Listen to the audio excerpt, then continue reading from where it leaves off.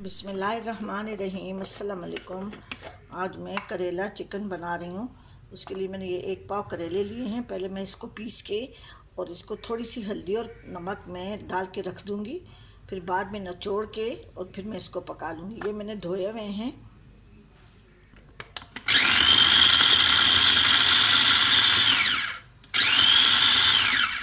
बहुत ज़्यादा पीसना नहीं है, जैसे ऐसे मोटा जैसे कुटा हुआ होता है। अब इसमें मैं नमक और हल्दी लगा के रख दूँगी। अब इसमें मैं ये थोड़ा सा नमक डाल रही हूँ।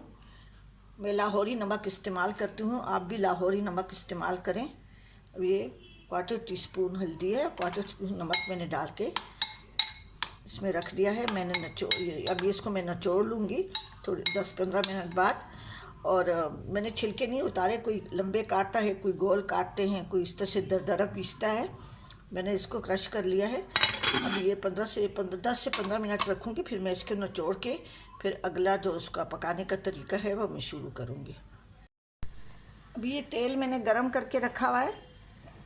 ये अभी इसमें ये मैंने 1 टेबलस्पून तेल डाला है। वो करेले जो मैंने आपको दिखाए थे नमक और हल्दी में भिगो के, उसको मैंने निचोड़ लिया है।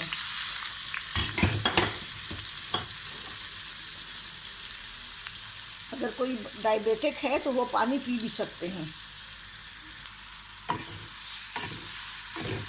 तो मैं लाइट ब्राउन करूँगी, बिल्कुल काला नहीं करूँगी। अब इसको मैं एक तरफ रखती हूँ दूसरे चूल्हे पे और फिर मैं इसका मसाला बना रही हूँ। करेले मैंने फ्राई करने के लिए रखे हुए हैं। अभी ये 3 टेबलस्पून तेल मैंने डाला है कढ़ाई में। 1 टेबलस्पून करेले में डाला था। इस चम्मच से मैंने 4 डाले हैं क्योंकि ये छोटा है। इस चम्मच से मैंने 4 डाले हैं। अगर इससे बड़ा चम्मच है तो आप 3 टेबलस्पून या आधा कप भी डाल सकते हैं। अभी प्याज गर्म हो गए हैं, इसमें मैं ये टमाटर डाल दूँगी। ये 3 मीडियम साइज़ के टमाटर हैं।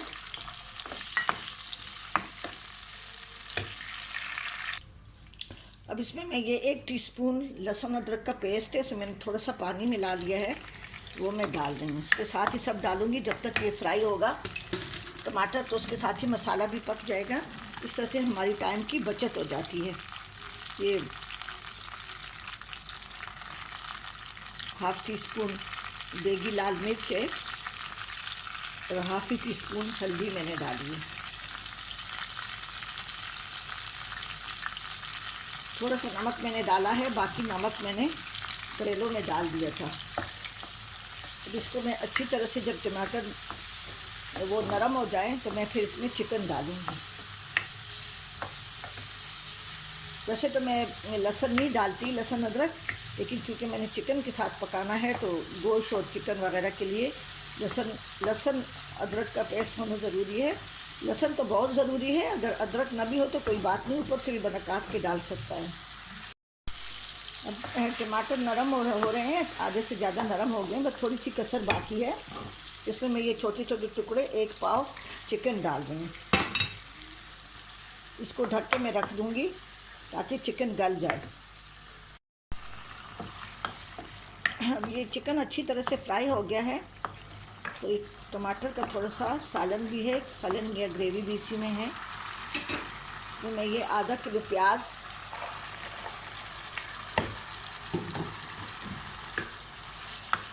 बार बार एक चीज़ को फ्राई नहीं करें, उसमें बहुत तेल चला जाता है। अब देखिए मैंने वो करेले भी 1 टेबलस्पून तेल में फ्राई किए हैं। 3 टेबलस्पून तेल मैंने इसमें भी डाला है। अगर प्याज मैंने अलग से फ्राई कर लिए तो उसमें बहुत तेल हो जाएगा। इसमें मैं ये पिसी हुई सौंफ है 1/2 टीस्पून, 1/2 टीस्पून कुटी लाल मिर्च और 1/2 टीस्पून कुटा हुआ ज़ीरा है।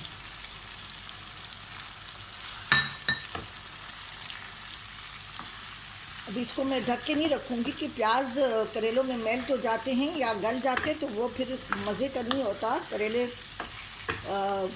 मज़े के नहीं होते, जायका अच्छा नहीं आता, सालन सा बन जाता है। अब इसमें मैं नमक चख लूँगी, फिर उसके बाद ये थोड़े से हल्के से वो फ्राई हो जाए और भी ज़रा थोड़े से, तो फिर मैं इसमें फ्राई किए हुए करेले डाल दूँगी। अब ये 5 मिनट तक मैंने इसको फ्राई कर लिया है। ढक्कन बिल्कुल नहीं रखिएगा। इसमें मैं ये जो फ्राई किए हुए करेले हैं ये मैंने डाल दिए। इसको मैंने ज़्यादा फ्राई नहीं किया क्योंकि मैं डायबिटिक हूँ तो मुझे इसकी करवाहट ज़्यादा चाहिए। आप इसको थोड़ा सा हल्का सा ब्राउन कर लें। मैंने भी इसको लाइट ब्राउन किया है, लेकिन फिर भी थोड़े से बीच में कच्चे पके हैं। ठीक है जी, जब ये तैयार हो जाएंगे तो फिर मैं आपको दिखाऊंगी। अभी ये भिंडी बना के मैंने डिश आउट कर लिया। इस पर मैंने ये हरी मिर्चें भी डाली है, हरे धनिया मैं अभी डालूंगी, क्योंकि इसमें मैंने लाल मिर्च बहुत कम डाली है। अगर आप इसको खाने के लिए दोबारा गर्म करेंगे तो हरी मिर्च का जायका बहुत ही अच्छा आएगा। और साथ में ये भी काट लीजिएगा कि जब मैं इसके साथ अगर हरी मिर्च पकाती ना तो इसका जायका, करवाहट तो आ जाती, लेकिन उसका जायका बिल्कुल ना आता, खुशबू उसकी ना आती हरी मिर्च की।